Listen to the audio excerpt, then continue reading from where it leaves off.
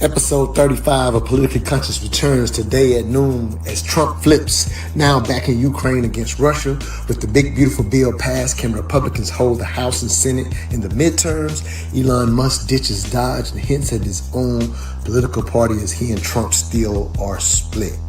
Tuning in as our political consultant separates facts from fiction. If you're tired of the propaganda, listen to us. Are you looking to break into tech or understand how to use AI to scale your business? Well, on July 18th, the smartest networking event in the city, the Mentor Dialogue Live Experience, takes place at 7 p.m. at Urban Grind as we feature 4 amazing tech experts: Haj Bakari, tech founder of TCH Media, as well as Autumn Williams, a solution architect, as well as Chat GPT specialist and business coach Kimberly Fowler, and none other than Cloud Tech Big Unc D'Amico's Chambers and his boot camps to get into tech. All details at mentordialogue.com, where all I ask is that you think. What's up, everybody? It's your mental activist, Montoya Smith, and moderator of episode 35 of Politically Conscious. I'm back with Emil Bryan as well as Leo Smith. I'm going to let each of these brothers make a brief intro because I got a lot of cuts. If you're a first-time listener, we basically react to political news and commentary from around the internet and give you to you from a left and right perspective. Emil represents the left, even though he doesn't like to say that he does. And Leo is a conservative and represents the right. And I'm the moderator, somewhat in the middle, if you will. But Emil, we'll start with you. Like the outfit, brother. But if you will, let them know who you are, the short version, and we'll go to Leo, and we're going to get right to these clips to get today's show started. For sure. Emil Bryan, I am a political consultant, author, speaker, and this summer I am a teacher of STEM and leadership to youth. And one of the things that I ask all of my candidates when they consult with me is to tell the truth. Bad news does not get better at times, and the American people, despite their reputation, can handle the truth if we give it to them and help them with the resources they need, not only to understand the information, but what to do about it. The better we do at that, the better our political candidates are, and the better options our people have. Nah, good stuff, Leo. We definitely try to do what Emil mentioned at the end, is kind of raise the consciousness. That's why we call ourselves politically conscious. So thank you for being with us again. So if you'll give your background, then we're going to get these cuts started and push through as many as we can. For all our watchers out there, if y'all get in the comments, we'll try to bring y'all comments and just do a big gumbo conversation around politics. But thank you for being with us, Leo. I'm Leo Smith, former Republican National Committee strategist, former Georgia GOP executive, but not so much a Republican strategist as conservative free market strategist now. Call myself a democracy strategist. Hope to continue to help people get to the tables of power so they can uplift and empower their communities and themselves. Now, I love it. So with that said, let's get started with the latest news that's out there. Let's go with this right here. Tonight, as the fighting in Ukraine intensifies with the largest Russian airstrikes of the war underway, the Trump administration is reversing course, sending more weapons to Ukraine, and growing increasingly frustrated with Vladimir Putin. We get a lot of bull thrown at us by Putin, for you want to know the truth. It's a dramatic shift in tone for the president after years of praising the Russian leader. I said he was a strong leader, which he is. And months after erupting in anger against Ukrainian President Zelensky. You don't have the cards right now. The new reversal comes after President Trump spoke with Putin and Zelensky by phone last week, just days after the Pentagon held up a shipment of U.S. weapons for Ukraine, citing concerns about low stockpiles. That decision blindsided the State Department and European allies, according to multiple sources with knowledge of the matter.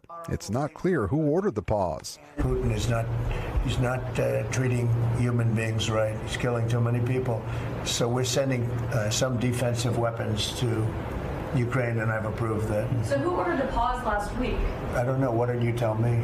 The Kremlin said today sending more U.S. weapons is not in line with attempts to promote a peaceful settlement. On the campaign trail, Trump frequently bragged he could end the war in Ukraine in one day. Within 24 hours. A claim he later said was sarcasm.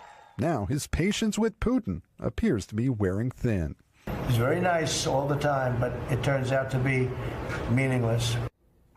And Gabe, you've also been following this story about Secretary of State Mark So, Emil, bringing you back to the table. I'll start with you. Quick thought: is Putin playing Trump? It's like a cheap fiddle in a barn door dance. I mean, come on, man. This has been ongoing since the first Trump administration. I'm not part of.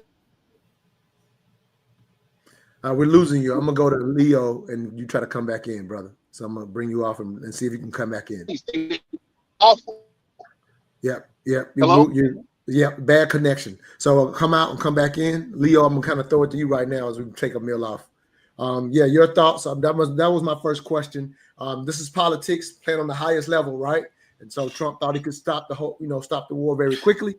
And not that I thought that could happen personally, but again, we're watching this play out. And now he's saying, "Hey, I'm going to get behind Ukraine." So my question is, did Putin play Trump in your opinion? And certainly Trump was, engaging in a little campaign hubris when he made such a definitive, here's what's going to happen as soon as I get in office. I'm going to become, also he said things like, I'm going to become a dictator on day one, Some would argue that he did. Some would argue that, well, he's not quite a dictator, but he's close to it.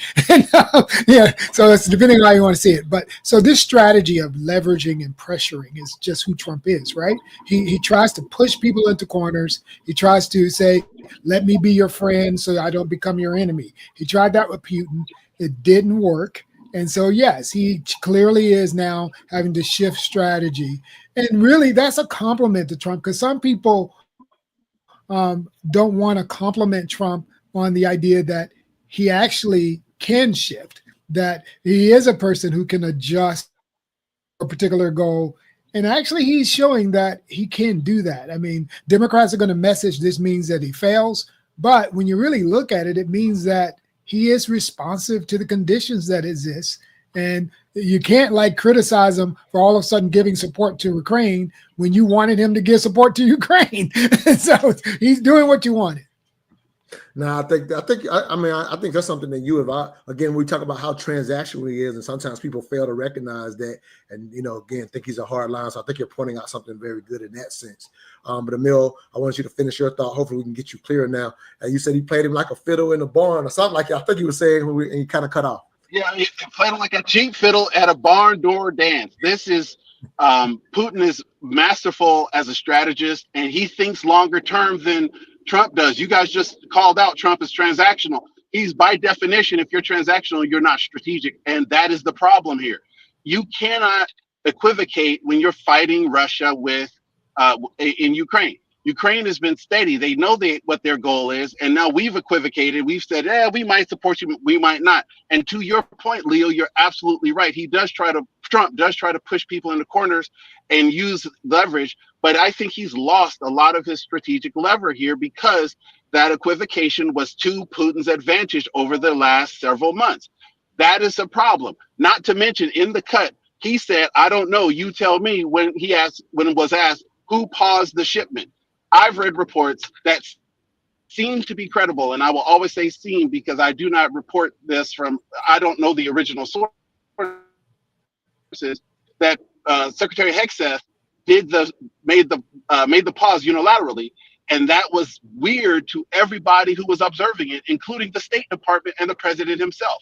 So the president has to reverse his own administration's policy, which on the international stage is another equivocation, which means that right now, I'm not sure who is in charge of supporting Ukraine or how the defense of Ukraine should look as supported by the United States of America. So we have a lot of things happening on multiple levels that the president is supposed to be responsible for, but by his own admission, whether he is being sarcastic or not, whether he's being facetious or not, on the world stage, he is showing that he does not have control of his own administration, nor does he have a handle on the strategy that's best supports the United States of America, nor Ukraine.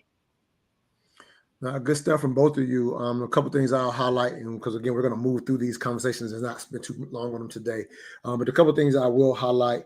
I love your point, Leo, where you say, hey, if you the whole time thought he was wrong for not supporting when they had the big blow up with Zelensky, at this point, you almost have to be for it if you were in that camp. So like I said, I think that was a smart thought in that sense.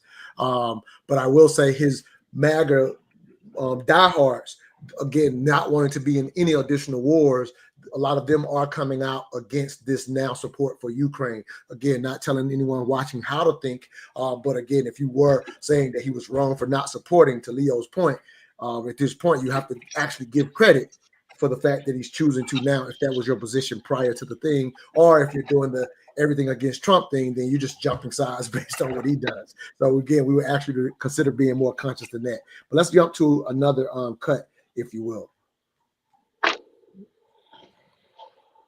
No concerns it'll cost you any seats? No concerns at all. In fact, it's going to gain seats. We're that confident. Mr. Speaker, quick question. What will the big, beautiful bill mean for the midterms? Everything. This is a bill that was written for hardworking Americans, middle and lower class earners in particular, and they will feel the effects of that in the economy, and they'll have higher wages and more opportunity and more economic growth, and that's a major factor in a midterm election. And the border will be secure. We'll have American energy dominance going again. We'll be restoring peace through strength, and I think they'll reward us for that. So I wouldn't put any stake whatsoever in what Democrats are saying right now. Remember, they were assured that we were going to lose the majority last fall. Well, we're going to pick up seats. We're going to flip Democrat seats, and we'll teach them once again they shouldn't underestimate. No concerns it'll cost you any seats? No concerns at all. In fact, it's going to gain seats. We're that confident. That's the most confidence I think I've seen from a House leader in years, because we know historically, typically, the midterms is where you will see flips.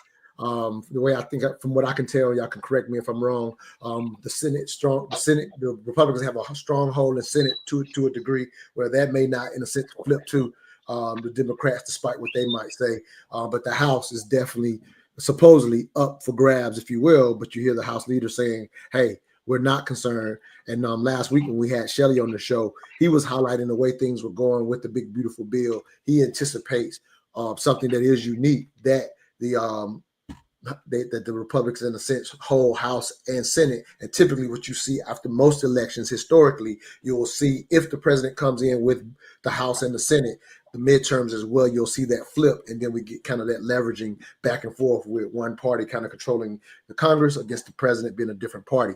But as you see, the Senate leader says, hey, he thinks we're going to be strong this time. Leo, how are you seeing the big, beautiful bill play out? Do you agree with this confidence that the leader is showing, the House leader is showing?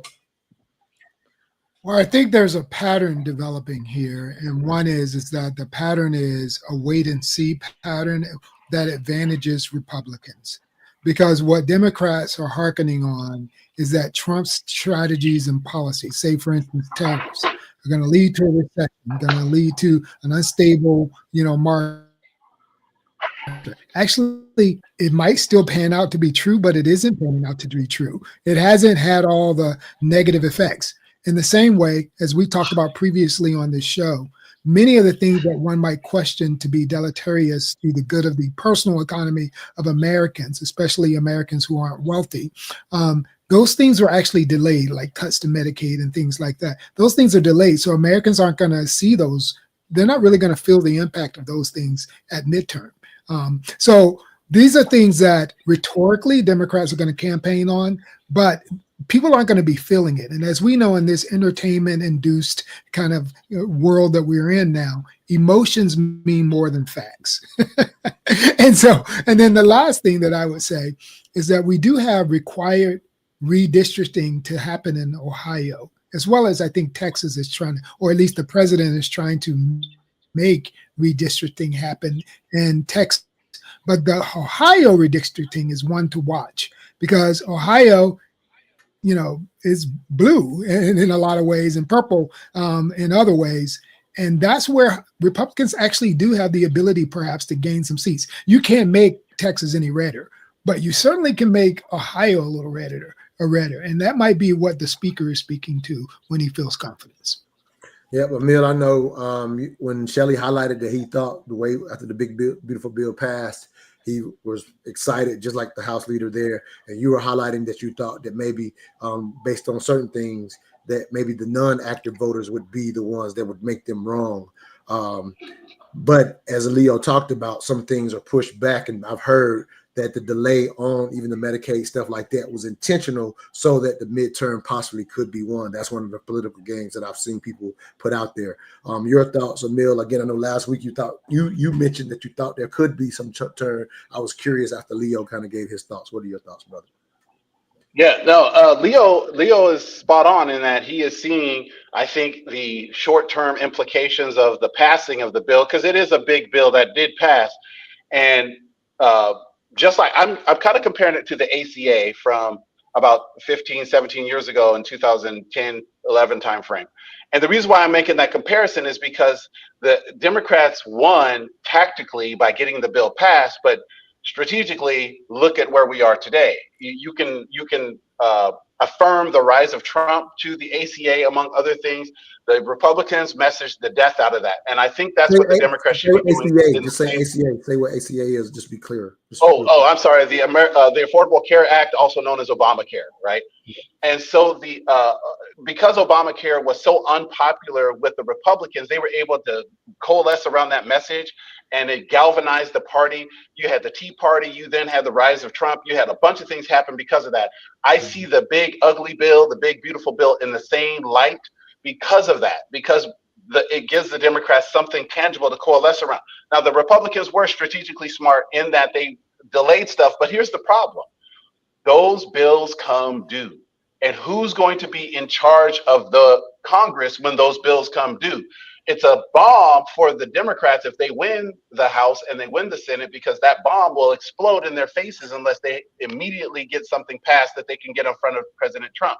If the Republicans remain as their very optimistic brethren believe will happen, then they will be able to repeal those delayed cuts and delayed paint indefinitely. But I personally think that they're going to be in for a shock, just like the Democrats were after passing the ACA, that the Republicans are probably a little overconfident.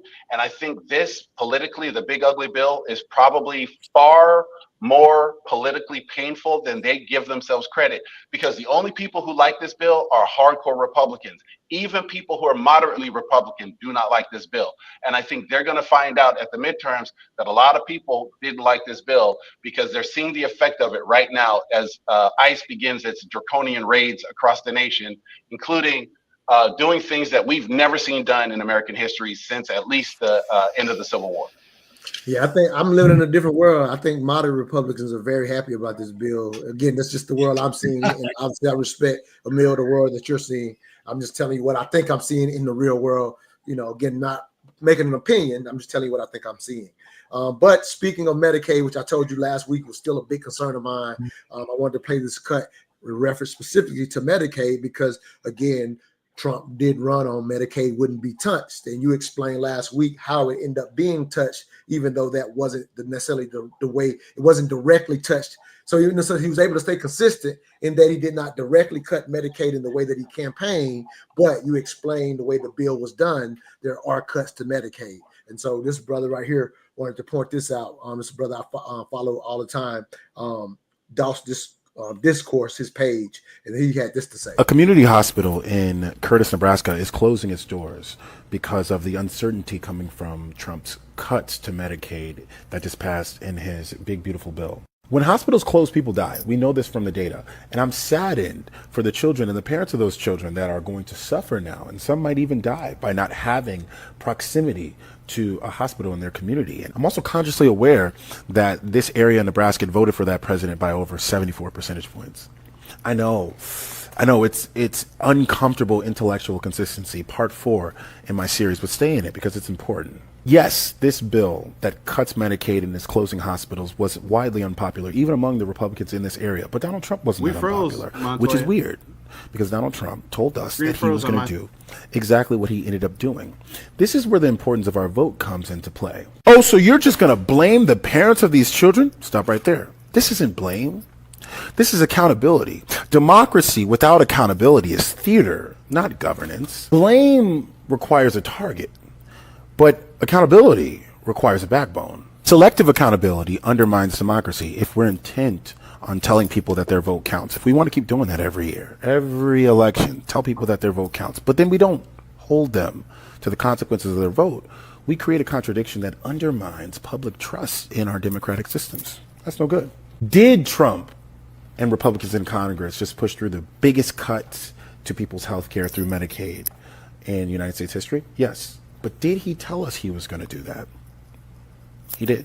And as I hold up a mirror to Curtis, Nebraska, and any other person or entity that's going to have to deal with the consequences of their action, the reckoning that you have to experience isn't just yours.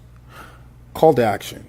Call your congressman. Tell them the consequences of their support of Donald Trump as well. Keep the pressure on them. And the next time you get an opportunity to vote against fascism, racism, homophobia, sexism, and bad economics, be better.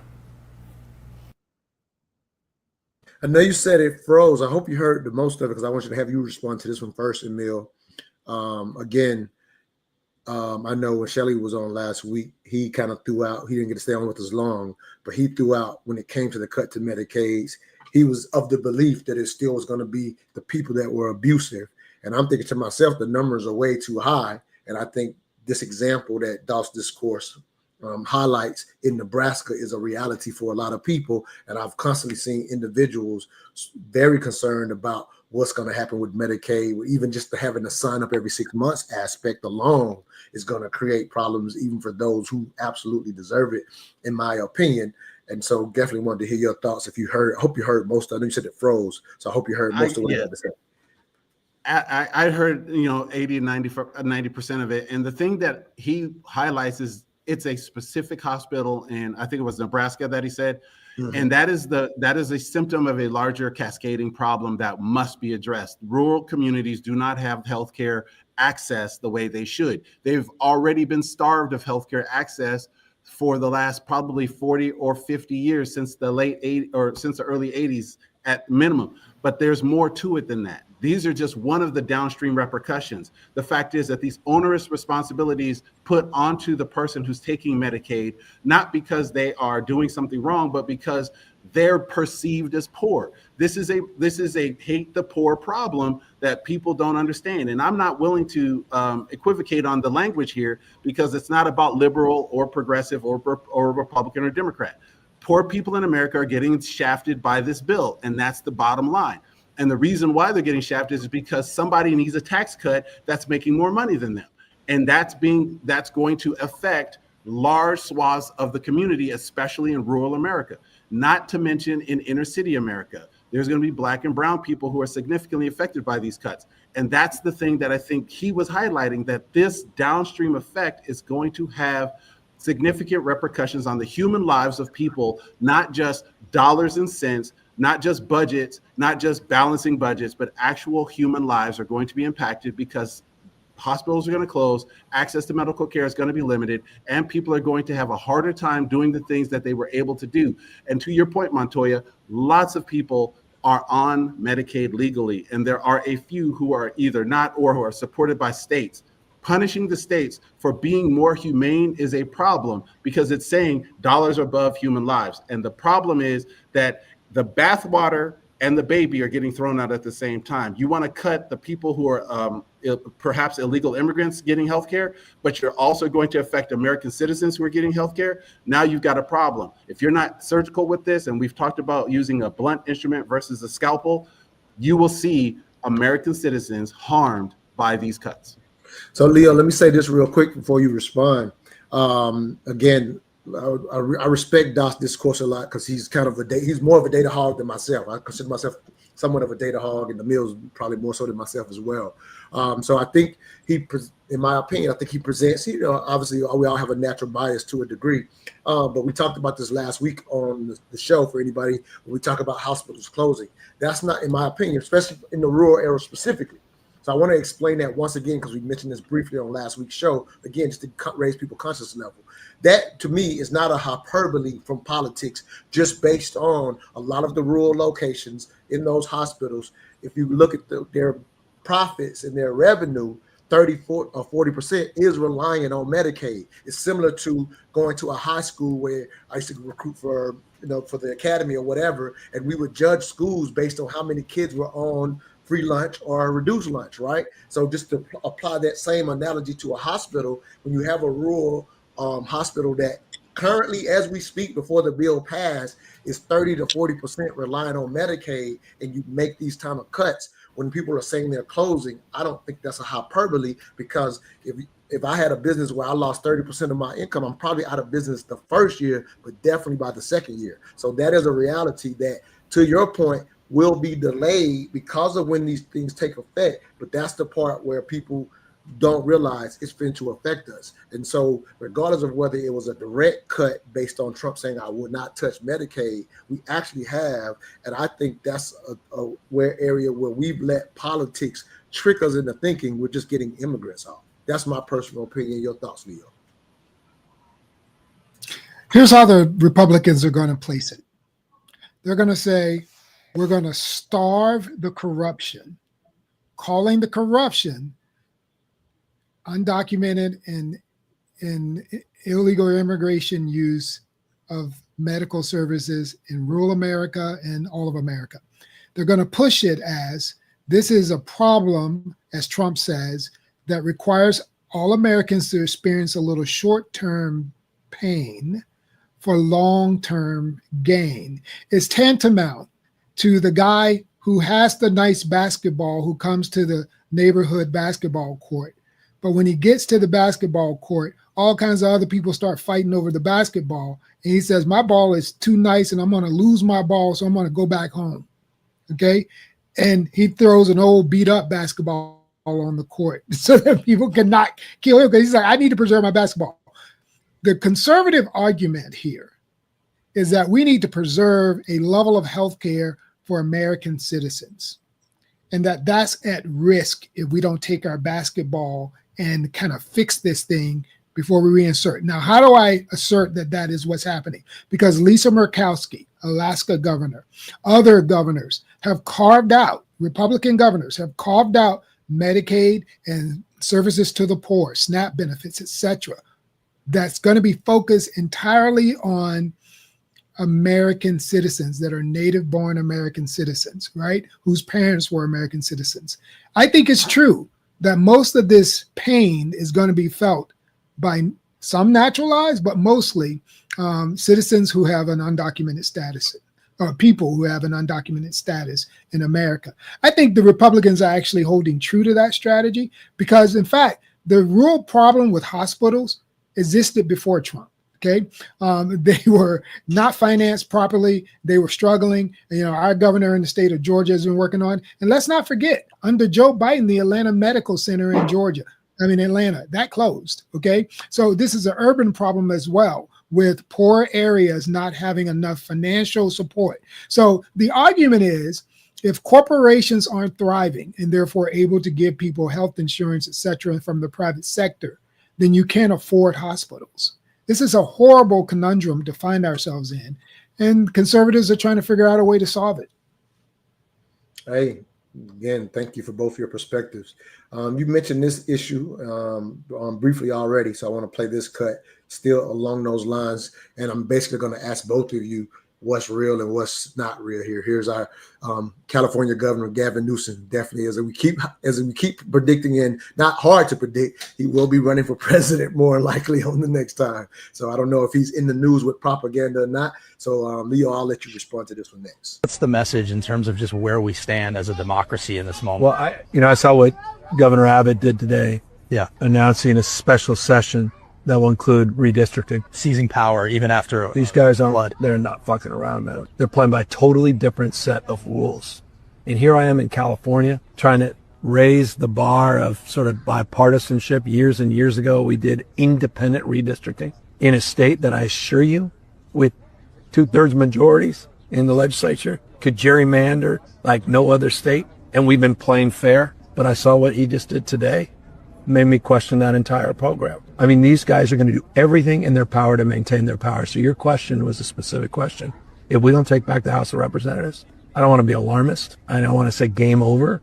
That will be one of the most profound moments, I think, in modern history of this country. You know, Greek democracy and the Roman Republic, this notion of co-equal branches of government, popular sovereignty, the rule of law versus the rule of Don. If we're not able to hold that line by taking back Congress, I think that is the red line. It's already, that red line has been crossed for our diverse communities, particularly immigrants, even legal immigrants like Elon Musk that they're threatening. They're serious about that. These guys have no shame and no limits unless we, the people, step up.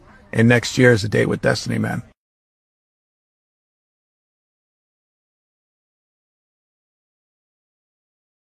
What's real and what's not, and what I'll say real briefly, he's just a clarity for anybody watching this right now.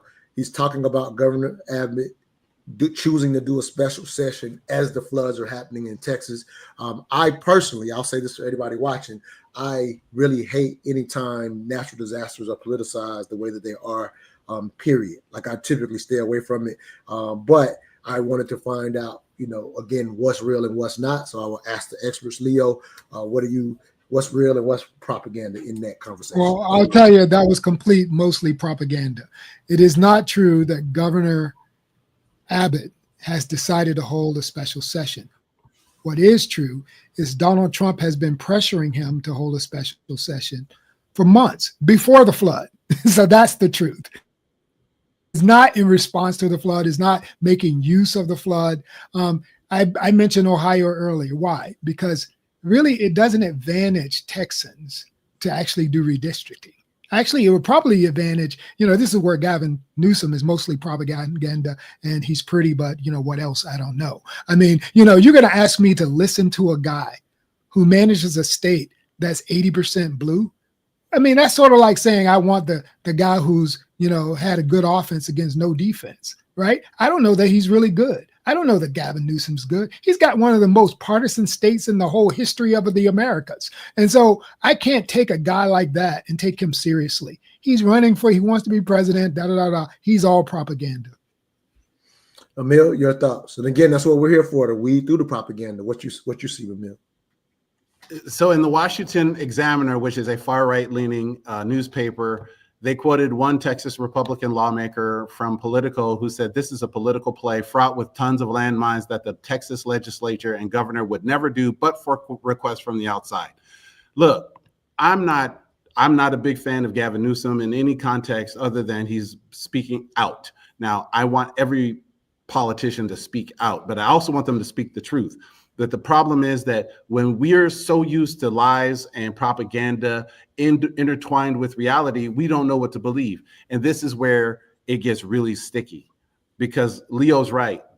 President Trump, prior to the disaster, did pressure Texas to redistrict midway between the census. But at the same time, Governor Abbott clearly stated to the legislature, I would like you to look at this during the special session because of the floods. So there is lie and truth mixed in, and that is a problem.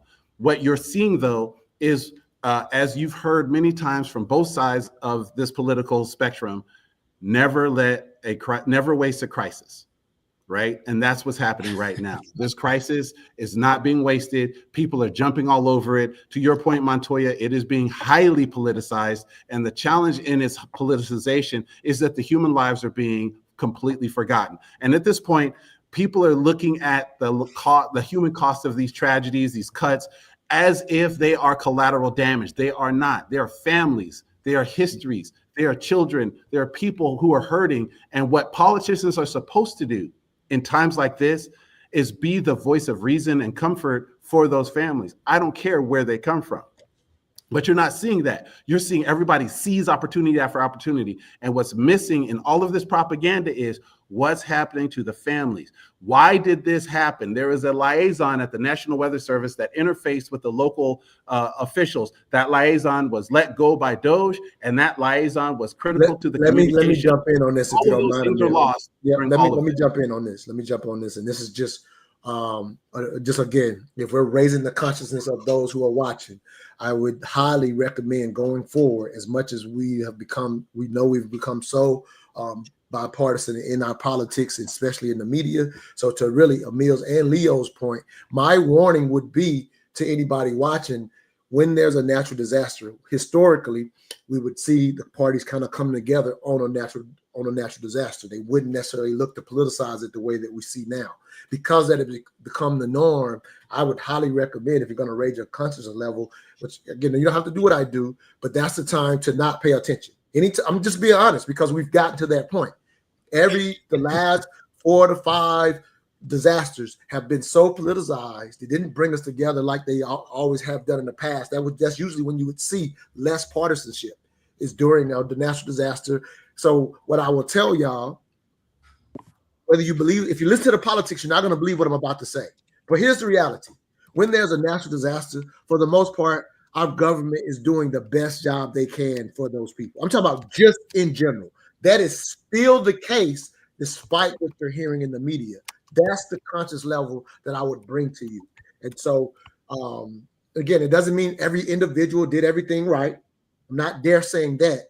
But at the end of the day, for example, there was 100 people that went missing just in a flood one day. 100 people sounds like a lot of people, and it's going to get politicized. So I'm not saying 100 people is not. I care about the lives. I'm just trying to be aware that during these times, don't listen to either side say that one side made a mistake, because our government, for the most part, is going to typically spend whatever, maybe not everything that they can. Sometimes that gets nitpicked. But at the end of the day, just know that our government is typically definitely opening up the bank, the wallet when it comes to any of these disasters. This is what our government has always done. Don't listen to the politics is what I would warn. All right, let me go to another cut here. This Montoya, I have between President. Go ahead, brother. You want to say something real quick? Yeah, I'm going to have to bounce. I have an urgent client matter that just came up, and I'm really sorry about this. I love staying for trainings, but I'm going to go now. But y'all, this has been great. And to your point, Montoya, I don't know if we're in the same time era, the same political era that we once were, where what you said is true. And that's my concern, that I don't think that momentum from the very robust American spirit is carrying forward into this new era of politics. I'm not saying it ain't true. I'm saying I don't see the evidence the way I once did. No, I respect that. And I'll let you say this before you go. I'll just say, to your point, it's for us as the American people, if you will consider what I'm saying, the politics, the rhetoric drives us that spirit not to exist. So you're right about the spirit not being driven because of the partisanship. So you're right, absolutely right about that. I'm just saying, at the end of the day, just know that our government typically does the best that it can, despite what any politician is telling you. That's fair about the facts, but you're right. The spirit is being driven away. Thank you for the time you gave us, brother. Peace, brothers. All right, cool. Let's keep this thing moving. Okay. This morning, the feud between President Trump and Elon Musk escalating. Trump calling Musk a train wreck after the billionaire announced he's starting a new political party in the wake of his public split from Republicans, calling it the America Party, saying when it comes to bankrupting our country with waste and graft, we live in a one-party system, not a democracy. In response, Trump saying, I am saddened to watch Elon Musk go completely off the rails. The one thing third parties are good for is the creation of complete and total disruption and chaos. Musk hitting back, mocking Trump's social media platform, asking, what's Truth Social? And referring to the cost-cutting group known as DOGE, Musk asking, what the heck was the point of DOGE if he's just going to increase the debt by $5 trillion? Despite Musk's claim that the America Party will be on the ballot next year, not everyone in Washington is taking it seriously. I think it's ridiculous to start a third party. Third parties have never worked, so he can have fun with it, but I think it's ridiculous. The barb comes as a major trade deadline looms. I think we're going to see a lot of deals very quickly. Trump's 90-day pause on those sweeping trade tariffs is set to expire in a matter of days, sparking fear of market whiplash. Major retailers like Amazon launching huge sales ahead of a possible spike in prices. But now the administration is pushing back the original July 9th tariff deadline. But they go into effect on August 1st. Tariffs go into effect August 1st, but the president is setting the rates and the deals right now. Overnight, President Trump saying letters will go out today to various countries urging them to finalize trade negotiations. Christiane Cordero, ABC News, Washington. So our brother Shelley calls this the greatest rap battle in all of history. The falling out between Elon and Trump. I thought it was perfect timing to share this clip just because we've had some discussions about the opportune time for a third party, in a sense, to rise. Now, I don't know if Elon is the one to necessarily lead it. We definitely financially, he could definitely make a viable third party with the finances that he obviously has, which would be the issue, or is the issue, with some of the third parties that I actually follow and pay attention to, that I think have some very good issues that they would like to bring to the table. You've always highlighted at this time, if we were to get a viable third party, viable, and not even from the standpoint that they could actually compete immediately, but just to get high enough to start bringing more issues so that we're not so bipartisan, right? Like that's the thing that you've brought to the table. So we definitely want to hear your thoughts on that. And one thing where Trump says, hey, third parties have never worked.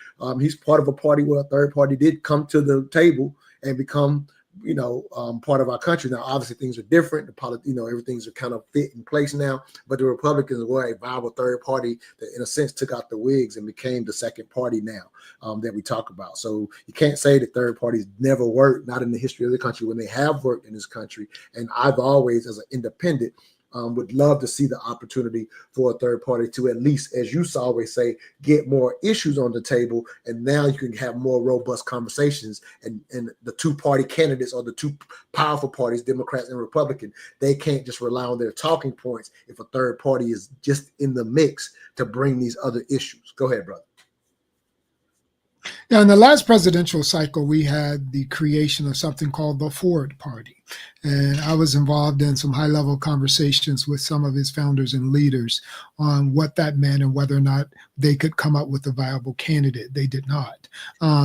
With things happening where ranked choice voting is having an impact, as we saw in New York City, you're going to start seeing an effort less effort when it can have impact, because becoming the mayor of New York City is or more important than being the governor of North Dakota, So when they can, where they can make a huge difference is some of these lower races, or these state level races. And if Elon's strategists for the America Party are focused on making an impact at the state and local levels, mayoral races, state house races, they actually can be very viable in the next 10 years because he has the money to last that long. And that now he's a troublesome caricature to be the leader of it. So can he get over his narcissism and his ego to allow true political scientists, consultants to come in and do the brass tack on the ground work in a true way that develops a real platform? Because one of the challenges is going to be, he's the America Party. Trump coined America First, right? I could say Trump at least popularized America First, because I have sitting right on my bookshelf there a bracelet that someone gave me calling me the Americanist in 2014. So Trump popularized America First, but that concept of focusing on Americans, that's part of why you hear me say I'm an American nationalist. I'm a Black American nationalist, because I want to focus on Americans.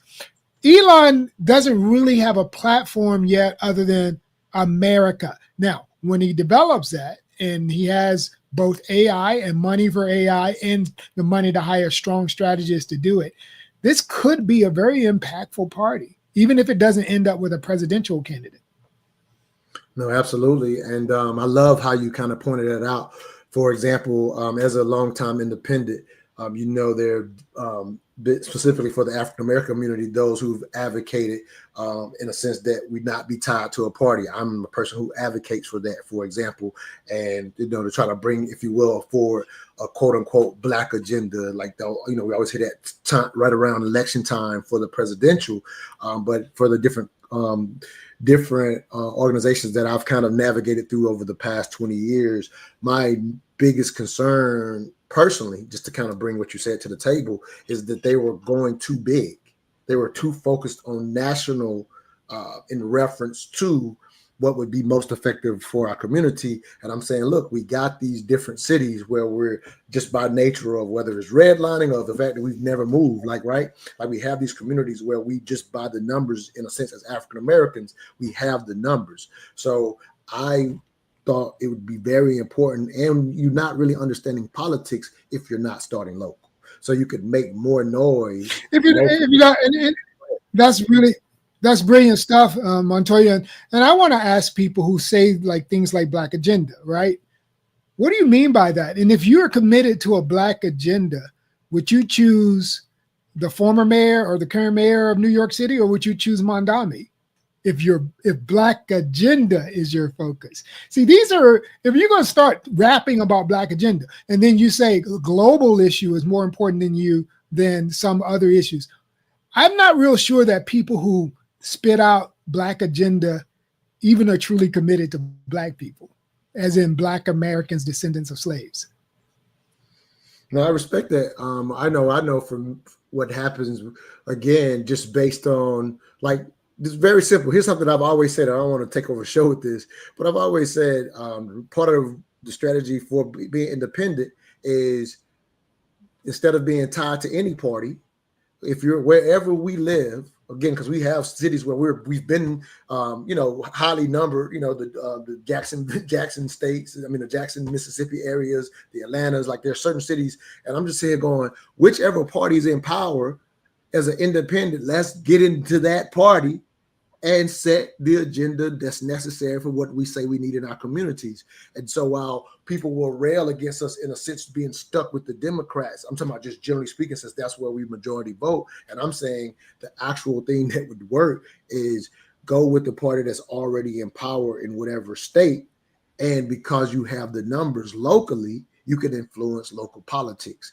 Like that's the ground level that I think you're even mentioning, that if Elon were to take strategists and go local, that's where they could be most effective. And it's really how you would have to start. That's how you would have to start, which is your point. And I think they'll do some of that.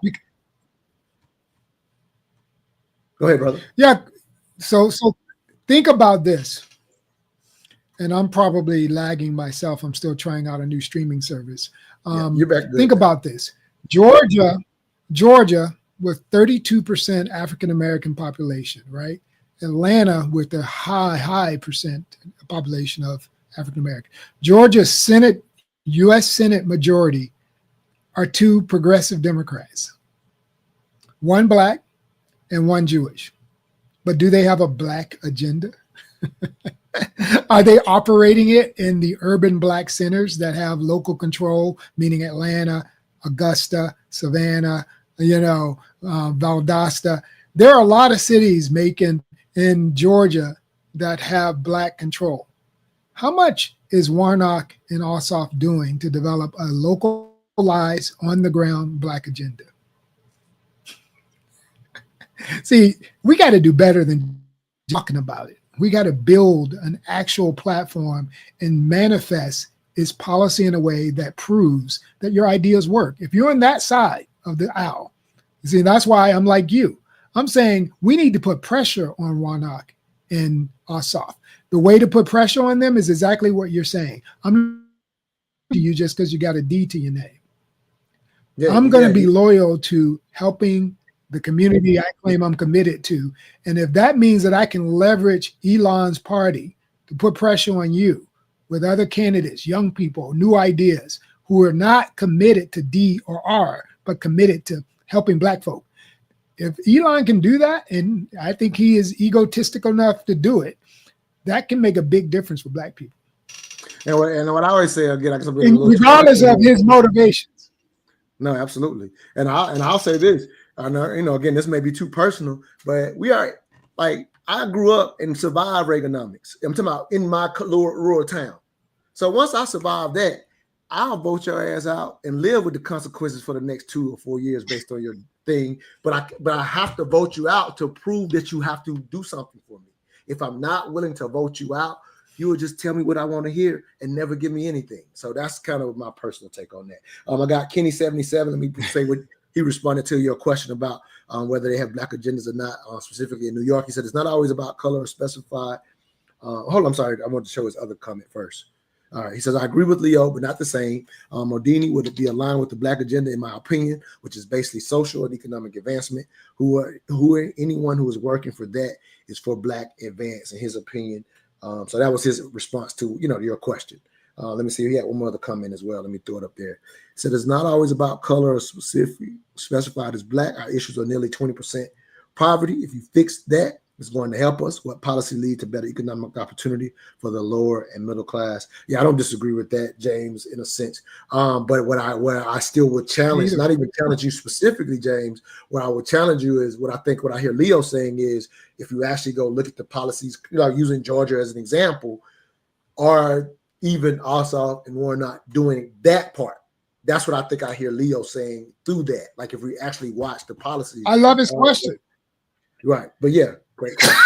Right. He's asking the question. So what we need Warnock and Ossoff to do is to answer the gentleman's question, to say what policies lead to better opportunity for the lower and middle. And Warnock and Ossoff are not answering that question.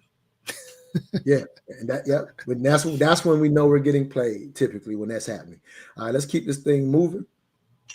Very patiently standing by, Border Czar Tom Homan's been with us.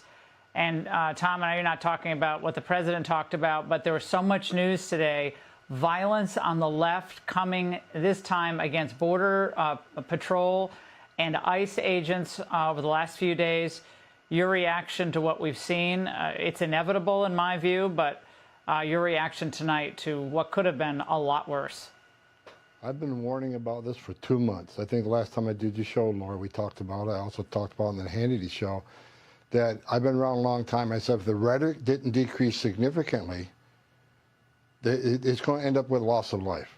It's going to end up with a use of force either against a protester turning criminal or against ICE or Border Patrol agent.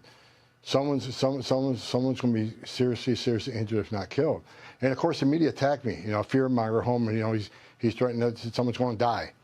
Look, I've been around a long time. You got members of Congress, Jayapal, comparing them to terrorists. AOC says we're out there violating people's civil and constitutional rights. You got Jeffries out there running his mouth about the Gestapo.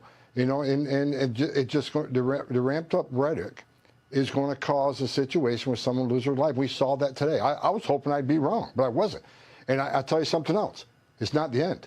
Unless we stop the hateful rhetoric against ICE and Border Patrol, comparing them to Nazis, there's going to be more situations like that. ICE has already stepped up enforcement posture at their facilities. Border Patrol's done the same thing. But the rhetoric has to stop. They're simply enforcing law that Congress enacted. So for Congress to attack them, to enforce the laws they wrote, it's ridiculous. It's going to end in bloodshed. And I think there will be more bloodshed. Do we know anything about the maniac who ambushed the Border Patrol agents yet, Tom? He spent a lot of time on Call of Duty, a video game, and one of the people that's in that game is an anarchist. He was playing the anarchist. What he had spray painted on his paint on his car was. So Tommy always works out. I have a specific cut for one of our specific consultants, but unfortunately, Emil had to go.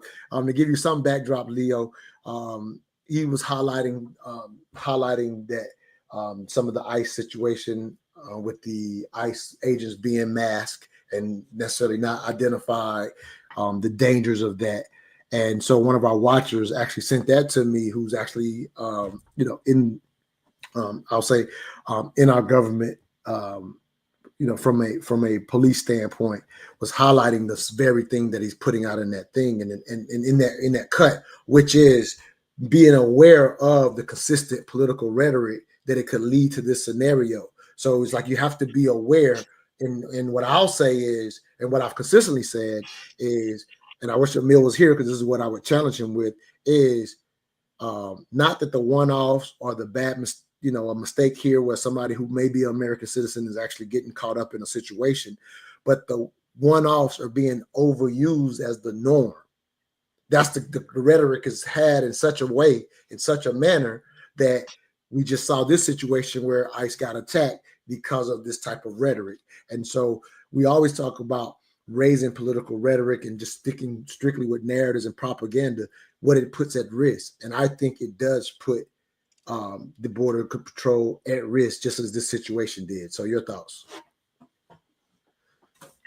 You know, this is where being a father has some lessons for me. You know, if I look at my 17-year-old dark brown skinned son who's 6'5", and I put him in the car and I said, oh, go for a 4-hour trip to your grandma's house.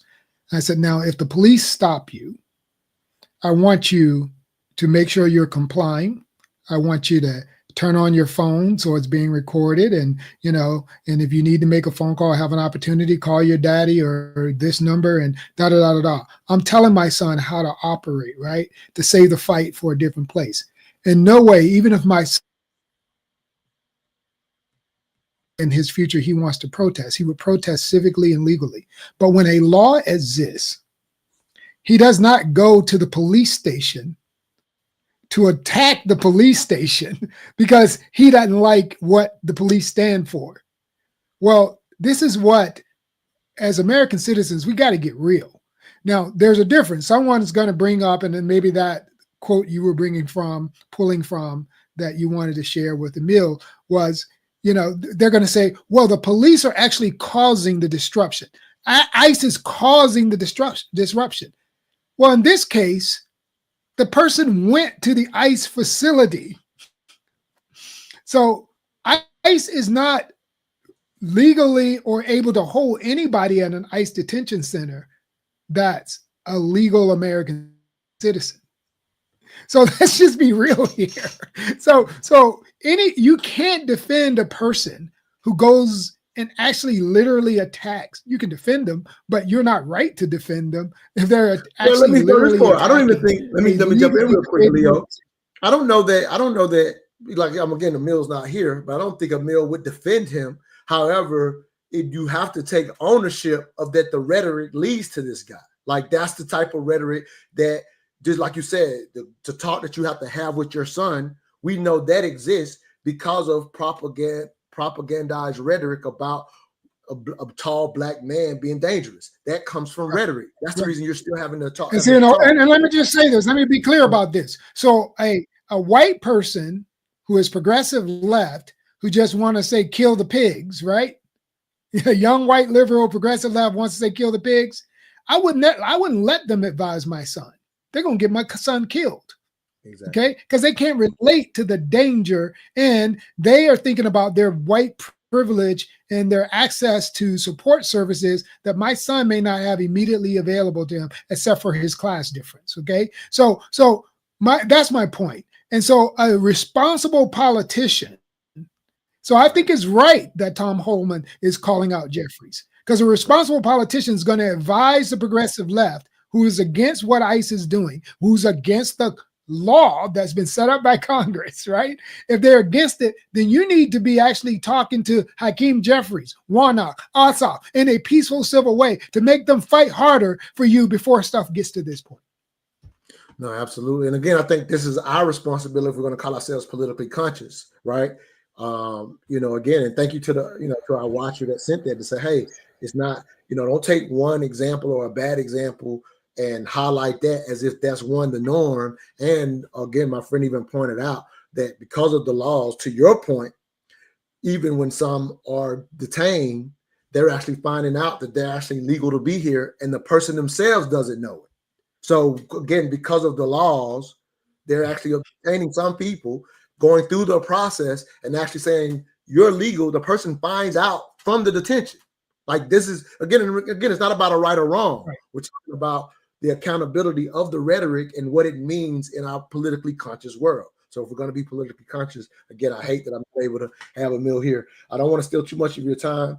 This is extra innings. So I'm going to go to this. I think this is a beautiful thing to highlight. So we'll close with this thought right here. And this mayor. We don't talk enough about certain people. And I believe this guy right here should be talked about. This is the mayor of Birmingham, Randall Woodfin. And on my mama, this man is the example of how to run a city in the middle of a hostile state, always trying to step on y'all autonomy. If y'all know, like I know, the state officials of Alabama ain't never liked the people that's elected in Birmingham using their autonomy, trying to govern their own people. Ooh, but when it comes to Mayor Woodfin, here's some of the things he's been able to do in spite of a hostile state government. This man has been able to expand public transit. And, you know, public transit down south don't be that good. Shout out to him. He also has been able to raise wages for city workers. He's been able to increase the funding for mental health responses, and he's been able to also protect the black LGBTQ people in his city. Now, my motto is education is elevation, but I do acknowledge you need a roof over your head typically to be able to learn. This man was able to grow a $15 million affordable housing trust fund while giving tuition-free college to the city students. I think people like this should have their work highlighted more and get more visibility in the public. Follow the mayor on all platforms to learn more about what's going on in Birmingham, Alabama. You know, one of the strongholds of the Deep South, especially when it comes to resistance and moving the culture forward. Education is elevation. So wanted to highlight that mayor. One. Two, what I would also love to point out is for, again, you and I are always encouraging people to understand the power of their vote. And so if you follow more of what Mayor Woodfin is doing, thanks to Conscious Lee, let me highlight that brother that was doing the commentary. But the thing is, for those who say politics, what does it do and what can it affect? That brother, he's doing his thing. The brother up in Baltimore, they both lowered crime in a major way within those cities. I always highlight that's strictly economics, never the rhetoric that people will put to it, right? It's always economics. So if you raise the economics, more people can go to work, less people commit crime. Like, it's just as simple as that. That's not a black thing, that's a human thing. But again, for those who say, what has politics done? There's real life local examples of what politics has done. Your thoughts about that, brother? I thought it was a good way to just kind of highlight and close and remind people the importance of their vote. Again, whether you're for him or not for him, that's not the question here. It's highlighting what some people who understand the power of politics, what they've been able to do. And I think Mayor Woodfin is an example of that, as Conscious Lee pointed out, in the quote unquote Deep South. As I always highlight, easier to do where we have our numbers. Again, I just love pointing that out. Go ahead, brother. And your point is that there are many places, especially in the South, where blacks are the majority. So look, and so instead of like looking at quote unquote whitey, and what is he allowing me to do, and what are they doing globally, and what are they doing nationally, you might want to focus on, as the New York Times writer and very pro-black culture writer Charles Blow once said, look, we have majority power that we can exercise down south. If y'all are so pro-black, won't you go to some of those cities and help us lead in a better way that, like that mayor in Birmingham is doing? So much so that I can't wait to go and engage with that brother and help him out any way I can. And I'm a conservative. Hey, when the agenda is about us, that's what it has to be. You know what I mean? I mean, just to shout this out before we go, I just saw Shelley highlighting, again, a strategy, again, that I've been pushing for years. I'm not saying I pushed it before him, but he's talking about one of the Democrats that he's supporting because he's in a district, he said in his comments, because he's in a district where the Democrats run, I need to go find the Democrat and make a friendship with the person who's most compatible to his conservative thoughts. So he's making a relationship, and he's actually backing this Democrat because of the district he lives in. That's a strategy I would push for anyone out there that looks like me, wherever you live. Get in good with the party that's in power. Period, point blank. Again, that's just my personal thoughts. But thank you for a great show again today. We'll pop up on y'all next week. I hope y'all like what we're doing. Keep sharing the shows and let more people know about it. Make sure you're subscribing to the channel, the Mental Dialogue YouTube page channel, but also hit the button, and you can hit the notifications, and you'll know exactly when we pop up. So thank everybody that's with us. Leo, if you have one final thought before we go, please give us one, and we out of here, brother. If you say you're pro-black, then don't become pro-Democrat before you're pro-black. Hey, this is what I've been saying for years. Some of us are more Democrat than black. And I'm not for either party. We're just calling it what it is. All right. Thank y'all. We'll see y'all next week.